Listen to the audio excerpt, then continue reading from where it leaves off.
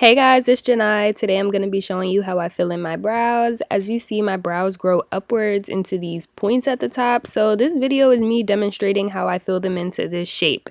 I usually start with an eyebrow gel to fill and mold them how I want. And then I use a pencil to fill in any gaps. This is probably so random to y'all, but this is such a big deal to me. This is literally the first time I'm wearing my eyebrows how they naturally grow, like ever in life.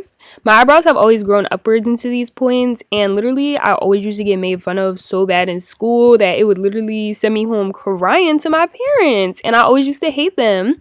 Yeah, they used to be like, "Oh my god, they're so unique, you're gonna love them one day," blah blah blah blah blah. But anyway, so yeah, ever since then I've literally always cut like the top points off of my brows to make them look more normal. And honestly, if you look through my pictures, you can kind of still see them poking up, because like no matter how much I brush and gel them down, they don't always stay.